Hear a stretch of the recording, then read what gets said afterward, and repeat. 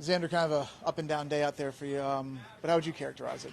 Yeah, fortunately finished up on top.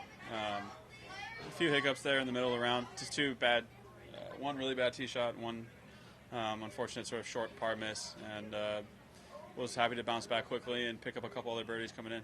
When you left the 12th tee or when you went to the 13th tee, what did you kind of tell yourself? Is there anything you kind of? Yeah, 14's a hard hole. Fifth, if you hit a good drive on 15, the par 5, you can get yourself in a position. And yeah, I mean the greens are so small. You figure if you just kind of stick to your plan and hit greens, you're going to have decent look at birdies. Even if guys, it's pretty funny if you watch coverage. Guys will kind of like drop a club or something and hit it on the green, and they're like 25 feet away. So just try to stay extra patient and clean up the round.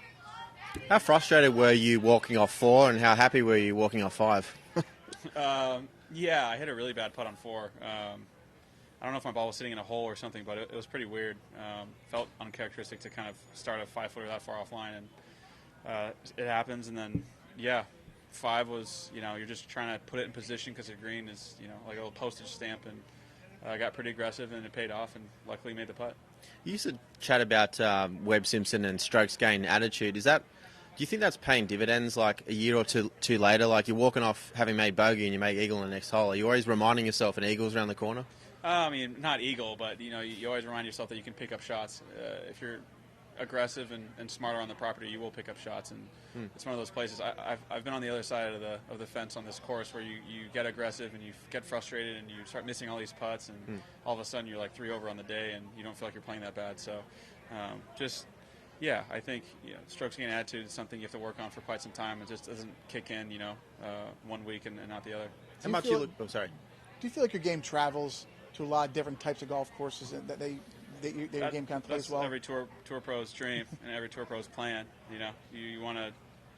There's certain courses that suit your eye better, but for the most part, if you can shape the ball both ways and you're pretty good throughout the bag, you should be able to play anywhere as long as you're not making too many mistakes. You go. If anybody asked about 15, forget it. But what happened on 15? Can you walk us through that hole? 15. The par 5. Par 5, yeah. We were kind of between hybrid and 4-wood. Had about 255 to 250 get over the water, 267 front edge. And we had hybrid in it for a second, and then my caddy just said, we just have to hit it over the water. So smoked to a 4-wood. I actually hit the gap where you walk to the 16th tee, which is probably a good break, to be honest, because it went so far. Andrew, the official, came out and paced it off 35 or whatever yards from the hole, and then paced it 35 yards off to where I could take a free drop. So that chip was a lot easier than being just over the green, kind of closer towards that walkway. Obviously, you weren't trying to play for that break, but do you feel like the grandstands were too close on that green, or?